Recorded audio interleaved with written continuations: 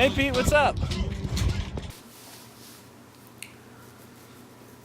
So, yeah, what's up, man? So, so you're calling me out on living a normal, ordinary life, which I agree with you, don't agree with you, because there's a lot that you guys don't see out there, and you've been busy, I've been busy. And we haven't communicated much other than the videos. Every once in a while we'll text and message or whatever, Facebook message, but we really haven't been keeping in contact that way as much. And also in the videos, I like to share things that are more, I guess, fancy, kind of fun to watch, more interesting than just the normal everyday stuff, which the last one I guess wasn't that interesting. But I'm kind of like, you're like, hey, why aren't you doing something cool with your life that furthers yourself, furthers the dreams that you have? And you're like, you're just kind of just being very ordinary, being like a basic person, not an epic person. And you're using my own videos against me to do that. That was good, by the way. That was really good.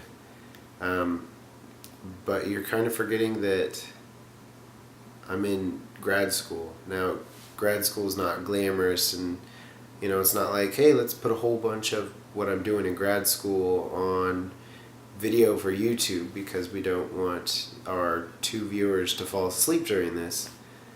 But, which is you and your brother. 2 viewers. You don't count me rewatching it to see how it looks on YouTube to make sure that it looks good. Grad school right now is a major thing that I'm doing every single day to be less basic. There's a lot of behind the scenes typing at my computer here. One of my computers. There's a lot of that going on behind the scenes that it's just not really interesting to talk about on a video like this, that I'm definitely doing to make myself better. I'm just not talking about that as much. So that is a huge thing that I will actually be finishing up this next summer, that will allow me to do bigger and better things, either in my own classroom, or if I decide to take that somewhere else to do something for me, just even bigger. So I am doing something, even though you called me out saying I'm not doing really anything. Also with my classroom, I'm trying to create an entire world, which I started talking about before, but just kind of has slowed down with some of the technology that I've had. But I'm still creating that, and that's also something big. It's just something that I haven't been posting. I'm still working on big things. It's just not as as glamorous. So I am working on something, but I do agree with you that there are other aspects of my life that I could be doing better on. One of those things being my photography is one of those things, and I think an epic person is a person who is doing epic things with their lives, is always thinking about what is that next thing that they're working on. And I think that is something that I have, that I kind of have not been really focusing on. It's just once I finish one project, I'm kind of just like in kind of limbo, and that's not what an epic person is doing. An epic person sees what is going on, what they're already doing, and as they're finishing up one big project, they already have a second one in mind that they're totally just going to just start. They've already started planning it. It's already in the process of going into the next thing, so that when this other one finishes and they have time, that time is already being filled with some other big project. And I think that is one thing that I really need to be focusing on.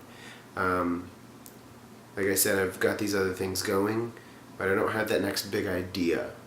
I've got lots of ideas, but I haven't actually started acting on them. And I think your reminder for me to what is that next big thing that I'm working on. It's like I've got all these other things in place, but with that time that I have, what is that next big thing? And I need to start on that. And since I have all these other things going for school, for grad school, and my own personal goals, what is that new personal goal? So then what is that thing that I am focusing on? I think I have two big things that I'd like to share with you. One is I really like the idea of creating online content. I've talked to you about it. I've talked to one of my other friends, Jeff, about it. That's one of the big goals that I would have is creating some kind of like online courses that people can take to better themselves, whether it be something I'm passionate about or what somebody else is passionate about. But I think creating that online course to self-pace through is something that I really think is very beneficial, kind of just to the world in general, just people in their own self-education, and having that available to them to say, I want to do this, and then have something there ready to go for them to just say, that's what I want to do. I can start this course, and by the end of it, I can be about as much of an expert as I put into this course. And I think that's something very special. I think that's something that the world is heading to, or heading towards in that direction for people being educated. It's not necessarily as much of I have these courses that I have to go to school for. It's just that I'm really interested in this one thing. Can I just study that one thing? And then yeah, you can. You can self-educate through these pre-made online courses that are already ready for you at your own pace. There's a lot of things. It's called instructional design, which is a job title where you go into a company, whether that be a school district, which is kind of behind the times. I wish there was more of this in public schools, but there aren't. But then companies are hiring people to create kind of hybrid online courses for people to go through and through their training.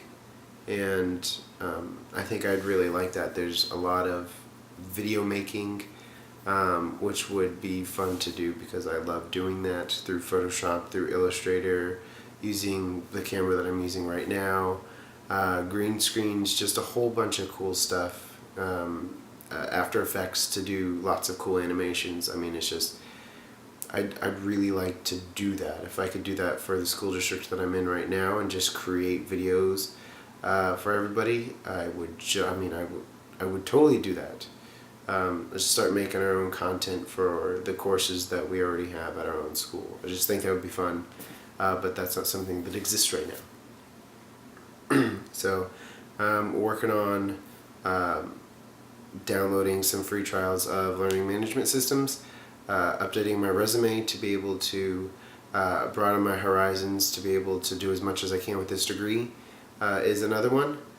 So those are two big things that go along with my education that I guess aren't as boring as of an update on my... Is that dot not going? So it's something that's not just kind of, just a boring update on like, this is what I'm doing in my grad school. So it's what can I do with my grad school degree at the end. So I'm looking forward to that. What big things can I accomplish? What big things can I tackle instead of just kind of just the normal? Where can I go bigger with this? And I think that's why I chose this degree in the first place. Is it's not something that just gets me a pay raise. It's something that will allow me to really, I think, up my game, do something bigger than what I'm already doing. And I really want to do something bigger with the degree than just getting the pay raise. The other thing I'd like to do is, you talked about my next big thing now. There's just my normal stuff that I'm doing, and then there's this other thing, the self-taught, self-educated thing part of my life, which is photography. And I really think that doing some sort of big project each week is something I really need to get in the habit of doing. I think my skills have vastly improved, and I'd like to continue to improve exponentially, and I think the only way I'm going to do that is with practice. And I think each weekend I may take my own kids or wife or somebody just that I know and do a kind of an interesting photo shoot that allows me to work on certain skills that go with recreating things and figuring out how a photo is done, so I can start making even better quality photos. So I think I'm going to do that once a weekend. Next thing on the list is, yes, PC is better than Mac. Other thing, your Sailing Brothers stuff, I absolutely love it. Your logo is fantastic. I know I've seen from early stages of your logo that you came up with all the way through to the one that you have now, and I have to say that your logo is fantastic, and I can't wait to see everything that you have. That video of you guys, I don't know if that's the one you posted or not, but the one where you are completely tipped sideways almost is pretty nuts, pretty scary. So just be safe out there, because that's pretty nuts. I love your intro. I really love your intro. I've seen it a bajillion times from when you first sent me the very first rough sketch of it with all of the I guess videos, filler videos in there that are like duplicates, and you have like the same one 3 times in a row, to the one that you have now, and working with you on which little clips you should have in there and which ones you shouldn't. And it's just fantastic every time, and just like you are an artist, man. You are so good at that. It's insane how awesome you are, and the stuff that you come up with and are able to make is just awesome. I envy you. One day I'll get there, then you'll probably be, light years ahead of me, even more when I get to the point where you are now. You keep texting me some weird stuff, so I'm wondering, are you now scared after the last few things you've done, or having any second thoughts about it now?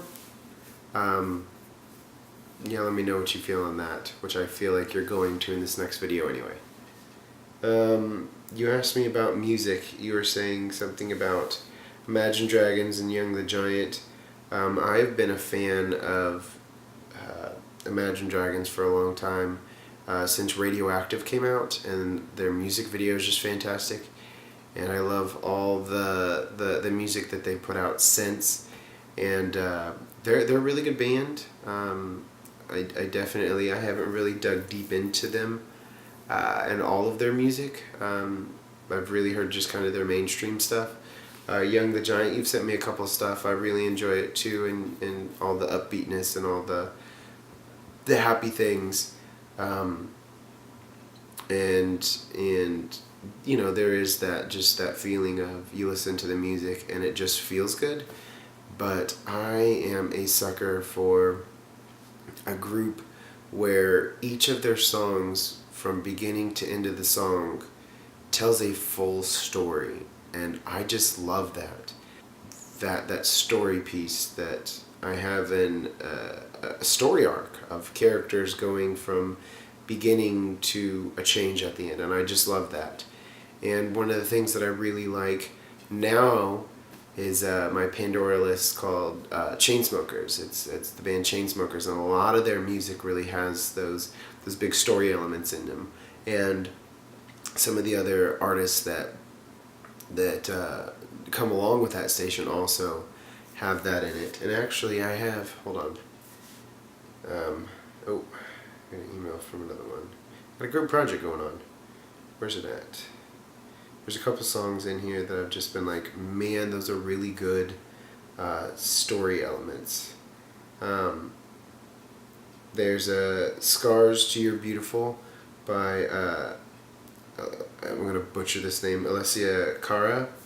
Fantastic. I really love that one. I love the message that it has. Wild Things, also by the same person. I found it. This one has a fantastic story. It's got a lot of lyrics that I really love. Is Cat Dahlia. The song is called "I Think I'm in Love," and the music video isn't like the most fantastic thing I've ever seen, but the lyrics. Every time the song comes on, I love it. Every time I hear it, it's just that play back and forth of this story. Just oh man, it's so good. Also, what was the other one that I wanted to say? Oh yeah, just anything by the Chainsmokers. There's a couple Chainsmokers songs. Is it Closer? It may be called Closer. I don't remember which one it is, but man, it's so good. Issues by Julia Michaels is also fantastic. I mean, there's just a whole bunch of these songs that I get on there that I just absolutely just like, oh my god, just I mean, it's just going through the experience of a full story in like 3 minutes of music. Just man, it really gets me. I'm just a sucker for a good story. This one Martin Solveig and Dragonette. Man, what is this song called? Hold on, I'm clicking on it real quick. It's called Hello. It's a really fun and interesting song. The last name is Solveig, Martin Solveig. The music video for Hello by this artist is just the music video is also just a really good story. So if you ever get a chance to watch it, just the music video is just, oh man, it's so well done. If I were to do a music video again, I'd love to do something like this. I mean, it's like the one you and I did before. I mean, our goal with like what was like a budget of $0, and it's just what we have access to create this. I mean, it's just one of those things that I think thinking in stories, I think gets across a message that you have to your audience better than anything else, than some of these other songs that are out there just repeat the same, just chorus over and over and over, and then add a few other things in there. It speaks so much better, and man, I just love that. So when you hear me talk about music and my favorite songs, it's gonna be these big stories. I'm excited for your kids to do these auditions. I think it's really good. I mean, just from a teacher standpoint, just the fact that they're learning to read with emotion, because that's really what actors do, is they act out words on a page. So good readers do this in their mind all the time with their favorite books. Now they're going to have to actually put that thing that's in their brain, in their mind, the way they think the words on the page would be acted out as if it were in a book. Now they're going to have to act it out as if it were them as that character. And I think that is a very powerful tool for people to learn to read, and good readers are able to do this. So, I mean, I just think as far as reading goes and school goes, them being able to do something like this is going to be powerful for their own education, just in general. So there's that aspect of it. And then there's the other aspect of it that I just think it's neat. So there's a teacher side of me and the other side of me, and the other side of me saying that's just awesome, and I hope they get the roles that they sign up for, and I hope they take this and do something great with it, just because it's super cool, and movies and entertainment can have such an impact on people, and for them to be a part of that, to impact others, is just incredible. One thing that I suggest that they start doing, I don't know if you've thought about having them doing, is there's two different things. Number one is have them pick their favorite scenes from their own movies and have them recreate that. recreate those scenes, recreate the scene, recreate the lighting, recreate all of the things that they find in their favorite scenes, and then recreate that. And then they're the characters, so they would recreate the emotions that are felt in their favorite scenes. The dialogue, the little quirks, pick up on all those little things. That type of practice, I think, would be fantastic.